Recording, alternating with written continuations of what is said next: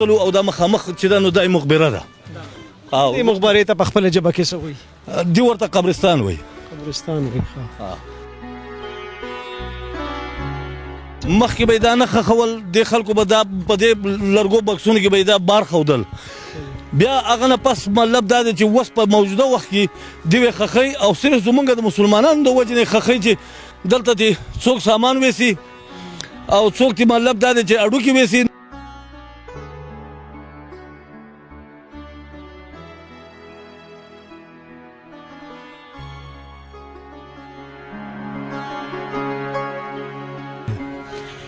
زه به راته یو خبره بله هم وکړم چې د کلاش په دې واده کې دا چې کوم خلک دي دوی به د خپل مړو سره چې کم دی نو پیسې ټکې بلکې هغه یو بیبي پکې وي ویره کې چې د سګرټ پیسکنه به مو سره کېښوده او ټوپک به مو سره کېښوده هر څه به ورسره کېښود کلو به پراتو زما خلک او بیا خلکو وړل نو دوی ویې راشي دا خو به ګرانه شي. اوس چې کله مړي شو باقاعدې دوی ښخوي د څه دغه کې تاسو هم کتله چې پکې اډوکې هم پراته دي او ګوره دا اوس هغه لوی قبرونه دي اوس وګوره لکه د مسلمانانو لکه زموږ په شان دی ګوره ښخوي هر څه یې ورسره ښخ کړل دي او د پاسه پې کټ ښودی دی کټ هم پیږدي او دا کټ کم کټ کې چې راوړي هغه کټ پې د پاسه کېدي. صاحب او دا د دې خلکو مطلب دا چې اوسنی چې کوم پروګرام دی دغه دا دی.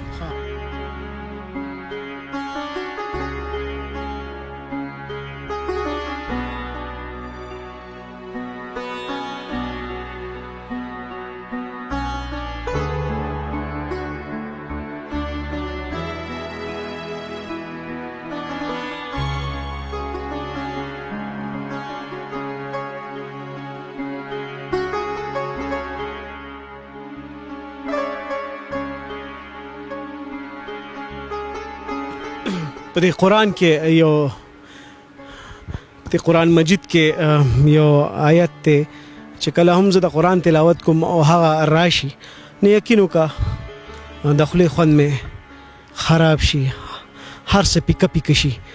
هغې کې هغه آیت داسې چې کلو نفس ذائقة الموت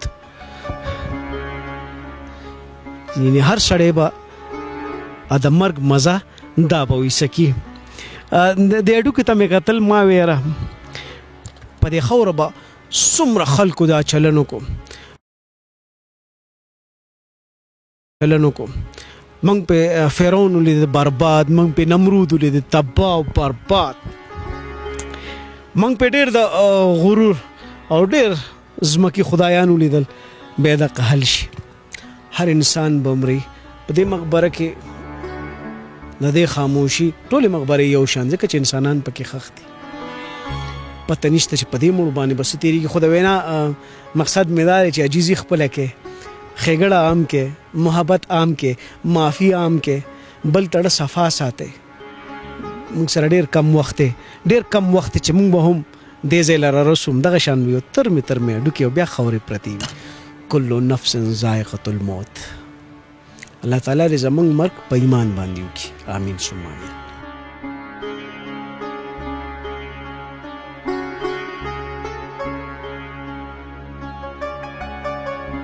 په دې مقبره کې د یو قبر چې کوم دی دا کړه وړه دا بل شانتي دي یعنې مطلب دا چې نور موږ ګورو په ټول مقبره کې دا یو قبر چې دی دا لږ شان ځانګړی حیثیت هم لري او د څه وجې نه دی دا به تاسو په دې باندې چې څه لیکلي زه تاسو ته وایم په دې باندې لیکلي چې جورډي فیډریکو مارګریر دا چې کوم دی نو 1958 کې پیدا شوی دی بیا په 2002 کې دی بیا مړ شوی دی او دا سپینس زولوجسټ دی. اوس دا چې کوم دا سپینس زولوجسټ دی دلته کې څه مقصد له راغلی او زه به تپوس وکړم د ابیجان د انګریز دلته کې راغلی د انګریز دلته راغلی و چې دی خو اول خونې د سپین او دا سپینش راغلی و دا زموږ سره ښه پېژنګلو وه موږ سره ناسته پاسته وه.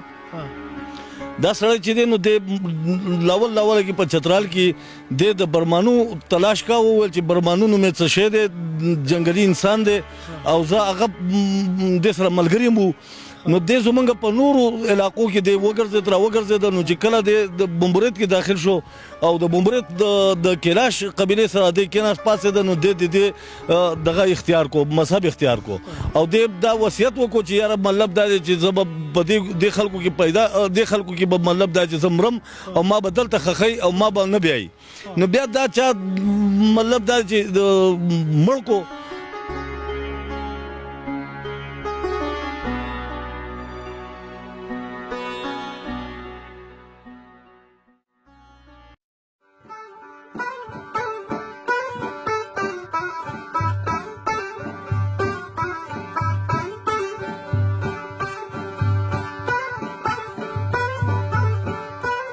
ډیره مهرباني عزتمنو دا بس د دردانه کور ته رالم دا یو تعلیم یافته مېرمنه ده چلو میں اردو میں بات کر لیتا ہوں ہم دردانہ کے گھر تشریف لے کر آئے میرے ساتھ ہی کھڑی ہیں کیلاش کمیونٹی سے ان کا تعلق ہے پڑھی لکھی ہیں اور یہاں پہ جو کیلاش کا جو میوزیم ہے جو وہاں پہ یہ ملازمت کرتی ہیں اور جتنے بھی گائیڈ آتے ہیں جتنے بھی ٹورسٹ آتے ہیں باہر سے یا ملک سے باہر اور یہ میوزیم میں آتے ہیں تو دردانہ کیلاش تہذیب کے حوالے سے ان کو گائیڈ کرتی ہیں بتاتی ہیں کہ کیلاش تہذیب رسم و رواج کیسے ہیں یہ کہاں سے آیا اور یہ کیسا ہے ان کے رسم و رواج کیسی وہ سب بتاتی رہتی ہیں دردانہ کے ساتھ 2-3 باتیں کریں دردانہ بہت بہت شکریہ تھینک یو ویری مچ ایک تو سن کے بڑا افسوس ہوا کہ کچھ مہینے پہلے آپ کے والد صاحب کی ڈیتھ ہو گئی ہم آپ کے لیے دعا گو ہیں اچھا میرا پہلا سوال آپ سے یہ ہے کہ پوری کیلاش جو کمیونٹی ہے اس کی تعداد کتنی ہے پوری کیلاش کی کمیونٹی کی تعداد ہے 5,500 سر پچھلے سالوں کے مقابلے میں یہ تعداد اب بڑھ رہی ہے کم ہو رہی ہے کم ہو رہی ہے سر اگر 20 سال پہلے ہم دردانہ پیچھے چلے جائیں تو یہ تعداد کتنی تھی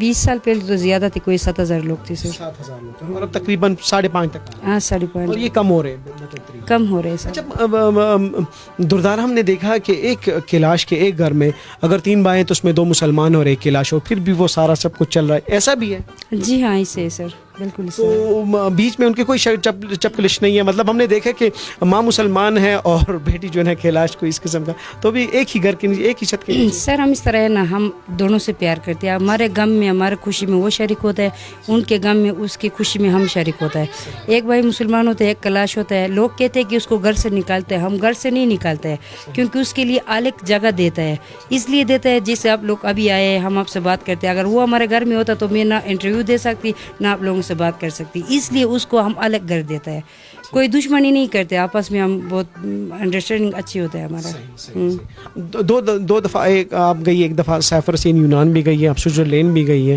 آتی جاتی رہتی ہے تو وہاں پہ جا کے آپ کچھ اسٹڈی کرتی ہیں کچھ دیکھتی ہے سر پہلے جب گئی تھی ہم اسٹوڈنٹ تھی تو ہم ادھر جا کر اسٹڈی کی تھی اور دوسرے دفعہ جب میں نے چلی گیا تو اس ٹائم بھی اسٹوڈنٹ کی طرف سے اور تیسرے دفعہ میں این جی اوز کی طرف سے گئی تھی سر ہاں 3 دفعہ میں گئی ہوں جی سر دردانہ یہ بتائیے کہ یہ جو لباس ہے یہ مخصوص لباس ہے یہی لباس آپ لوگ زیب تانے رکھتے ہیں اس کے علاوہ کوئی دوسرا لباس آپ کو اجازت نہیں ہے مذہب میں نہیں سر ہم اس لباس سے پہچانے سر کالا لباس سے پہچانے اگر ہم دوسرا شلوار قمیص پہن لے تو کوئی فرق نہیں پڑتا ہمارے اور آپ لوگوں کا اس لیے یہ ہمارے لباس ہے تاکہ آپ لوگوں کی اپنی تشخص اور شناخت برقرار ہے بالکل سر اس وجہ سے ہم یہ پہنتے ہیں آپ کے مذہب کا حصہ ہے بالکل سر کالا لباس ہمارا مذہب مشکل نہیں ہوتا یہ اتنی ساری چیزیں ہار اور یہ آپ خود لوگ بناتے ہیں ہاں گھر والا بناتے ہیں سر ہاں بالکل لباس ہمارا اچھی ہے سر سارے پسند کرتے ہیں اس میں تو کوئی شک نہیں ہے بہت رنگینی ہے اس لباس میں اور آپ لوگوں کی زندگی میں بہت رنگینی ہے یہاں پہ چترال کے سبھی لوگوں کے بارے میں میری یہی رائے ہے کہ اتنے ملنسار لوگ اتنے محبت کرنے والے لوگ اگر کہیں پہ بستے ہیں تو اگر کوئی دیکھنا چاہے تو میں کہوں وہ چترال ضرور آئے اور صرف کیلاش وادی نہیں اگر پورے چترال میں کہیں بھی چلے جائیں تو بخدا آپ کو ہر ایک بندہ اتنا ملنسار اتنا پیار کرنے والا ملے گا کہ آپ کہیں گے یار چترال کے لوگ ایسے خوبصورت ہیں اس لیے ان کی سڑکیں ٹوٹی ہوئی ہیں یہاں پہ آنے کے لیے دل گردہ چاہیے سوچتا ہوں یار یہ پاکستان کا حصہ ہے افسوس بھی ہوتا ہے کہ اتنے پیارے لوگوں کے ساتھ اتنا برا سلوک نہیں ہونا چاہیے ان کے لیے کم از کم سڑکیں تو ہونی چاہیے نا اچھا دردانہ کچھ کہنا چاہ رہی تھی آپ جی بالکل ہاں آپ سڑک کی بات بتا رہی تھی تو میں آپ کو یہ کہنا چاہتی تھی آپ آئے تو آپ نے دیکھ لیا اپنے آنکھوں سے کہ کس طرح ہم زندگی ادھر گزارتا ہے بہت ٹاپ زندگی ہم گزارتا ہے اگر کاش اس طرح جگہ اور کہیں پہ ہوتا تو وہ لوگ تو زندہ ہی نہیں رہتے ہم بہادر لوگ ہیں کہ ادھر ہم اس طرح گزار رہے ہیں دردانہ کبھی پشاور گئی ہیں جی سر بالکل گئے ہوں پشاور کی سڑکیں جب آپ دیکھتی ہیں وہاں پہ اور پھر یہاں پہ آتی ہے تو کیا محسوس ہمارے اس طرح محسوس ہوتا ہے کہ ہمیں کوئی ہے نہیں کیونکہ ہمیں بہت وہ محسوس ہو جاتی ہے کہ دیکھو ادھر کی سڑک دیکھو اب دیکھو ابھی دیکھو ہمارے پاکستان میں کتنے جگہ ہے کمراٹ دیکھ لو سوات دیکھ لو وہ دوسرا علاقہ دیکھو کتنے اچھے اچھے سڑک ہے تو ادھر بھی لوگ گھومنے کے لیے آتے ہیں تو ادھر کیوں نہیں بناتے ہیں سر تو کیوں نہیں بناتے یہ ہم آپ سے سوال کرتے سر کیوں نہیں بناتے مجھے تو اتنا افسوس ہوتا ہے کبھی کبھی میں بالکل گونگا ہو جاتا ہوں تمہیں پتہ ہے دردانہ میں سوچتا ہوں یار اس سے پہلے میں جب سیلاب آیا تھا نا چترال میں تو میں آیا تھا یہاں کچھ تقسیم کرنے کے لیے تو جس راستے سے ہو کے میں گزرا تو وہ سڑک ہی ٹوٹ گئی پھر ہمیں کہا اب چترال کے راستے ہی بند ہے یار میں کہتا میں نے تو اپنے گھر جانے کہتے بھائی ابھی رکو سڑک ہی ٹوٹ گئی تو میں سوچ میں پڑ گیا سر 4 سال ہو گئے دیکھے ابھی تک کوئی اس کا حل نہیں نکلا ہے کبھی کہتے ہیں کہ مطلب 1 سال بعد ہوگا کبھی کہتے ہیں 9 مہینے بعد ہوگا کبھی کہتے ہیں ابھی ٹینڈر ہو گیا پچھلے سال اسٹارٹ ہوگا یہ تو باتیں کر کے 2014 سے باتیں ہو رہے ہیں سر ابھی 2019 سے دیکھ لو ان کے حالات ہیں میں کہوں گا ان لوگوں سے کہ جو چترال کے ایم این ایز ہیں, ایم پی ایز ہیں, یہ پریوں کا دیس ہے, اس کو مت اجاڑیے گا خدا کے لیے.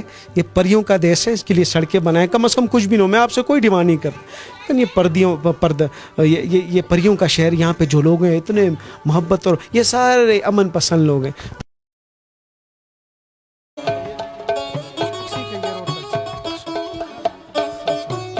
دا ابھی جان صاحب دا واده تیار دا جنج دی چې روان دي او دا اوس جنج دی, مطلب دا چې دا جنج به اوس وځي, موږ به ورته مخې ته ورشو, نو دا ټول جنج به مطلب دا چې موږ وګورو. جی ها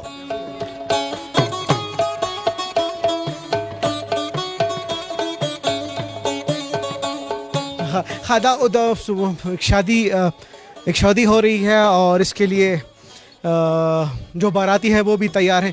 واده داغی تیاری روان دے دل تک یو پیغله ولاړ ده. سر خبر آپ کا نام؟ نسیم بیگم. اچھا نسیم, آپ نے کچھ پڑھا ہے سبق وغیرہ؟ جی میں نے بی ایس سی کیا ہے. بی ایس سی کیا ہے, زبردست. ہاں اچھا تھوڑا سا آپ ادھر گر آ جائیں, تھوڑا ادھر آئیں تھوڑا سا. نسیم بہت بہت شکریہ. بی ایس سی کب کی ہے آپ نے؟ میں 2013 میں. 2013 میں. تو آگے پڑھنے کا ارادہ نہیں ہے آپ کا؟ پڑھنے کا ارادہ تو ہے, میں ٹیچنگ کر رہی ہوں, سٹی پوسٹ پہ ہوں. زبردست. گورنمنٹ؟ جی گورنمنٹ. اچھا کیا پڑھاتی ہیں آپ؟ میتھس. ہاں جی. زبردست. رجحانات ابھی جو نئی نسل میں پڑھنے کا شوق زیادہ ہے کہ کم ہے؟ نہیں زیادہ ہے. نہیں پڑھنے کا شوق تو پرانے زمانے میں تھے, لیکن اس زمانے میں ہمارے یہاں اسکول نہیں تھے نا, اور لوگوں کے پاس پیسے بھی نہیں تھے, اس وجہ سے ان پڑھ ہے زیادہ تر لوگ. آج کل تو ماشاء اللہ اسکول بھی اور فیسلٹیز بھی, اس وجہ سے سارے پڑھ رہے ہیں. بہت بہت شکریہ. تھینک یو ویری مچ نسیم, بہت بہت شکریہ. تھینک یو, آپ سے بات کر کے اچھا لگا.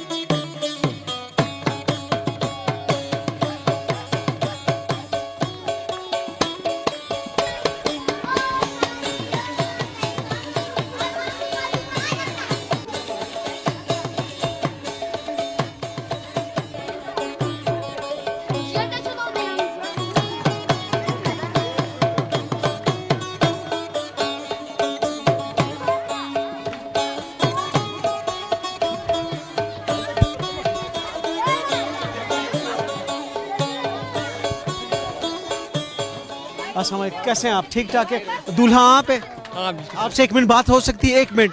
کیا نام ہے آپ کا؟ زرداری. زرداری نام ہے آپ کا؟ اچھا پڑھتے ہیں آپ؟ بالکل. ہاں. کون سی مطلب یونیورسٹی میں, کالج میں؟ نہیں فی الحال تو ابھی میں جاب کر رہا ہوں, فارغ ہو گیا. ہاں. اچھا کیا جاب کر رہے ہیں آپ؟ پولیس میں ہوں. پولیس میں. ہاں سر. آج آپ کی شادی ہے؟ بالکل. آپ کی عمر کتنی ہے؟ 23 سال. 23 سال. اچھا ہم نے سنا یہ ساری لو میرجز ہوتی ہیں؟ بالکل صحیح ہے. تو یہاں پہ لو میرج کی ساری بنیاد لو میرج ہی ہے؟ ہاں سر بالکل صحیح ہے. ٹھیک ہے, ہماری دعائیں آپ کے ساتھ ہیں. ہم تو آج فرسٹ ٹائم آئے ہیں, اور اللہ کرے کہ آپ کی آئندہ جو زندگی ہے وہ خوشیوں سے بھرپور. انشاءاللہ. بہت بہت شکریہ, اور آپ کو بہت بہت مبارک بھی ہو. آمین آمین آمین.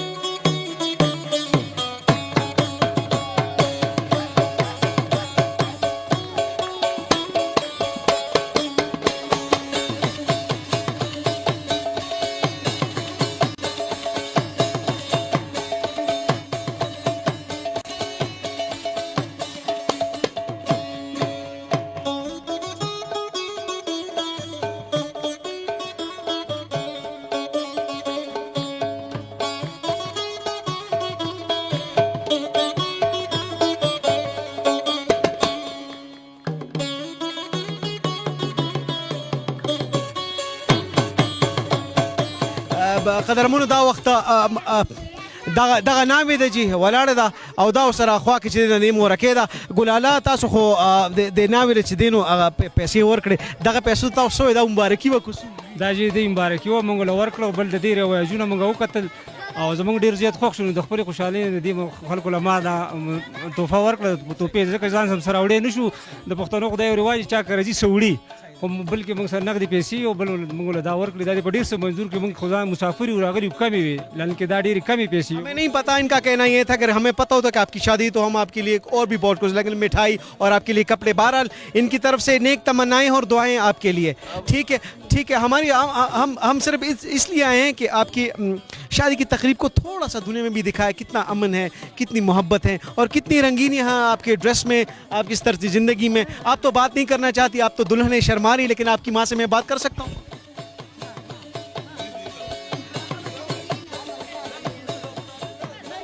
وہ شرمی کی, اب وہ دلہن اور شرما رہی ہے, چلے ان کی ماں سے میں بات کرتا ہوں. ٹھیک ہے, اچھا آ جائے نا ماما جی, میں ایک سوال آپ سے پوچھوں گا. ہاں اردو نہیں سمجھتی. ہاں نو اسی چکم دے نو پاخر مانے مور پر شرمی دونوں سے مور شرمی کی.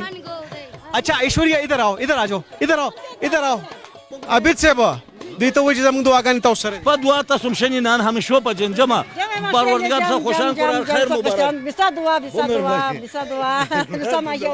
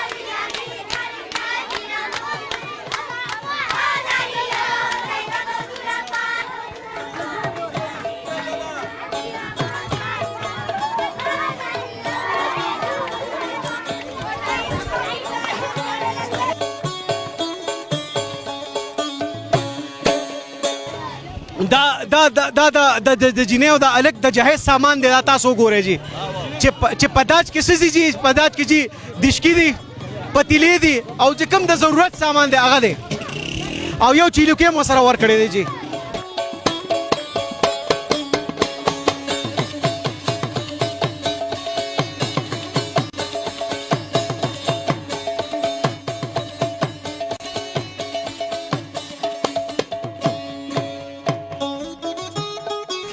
دا واده لکتی جی او بس لاړه چې دا واده شو او دا واده دا سامان تاسو نه پتیلې وي پکې او عام شان لوخي وځي او چیلو کې ولا ورکه جی دغه او دا نه ویره جی دا واده گاډي ته بخیږي جی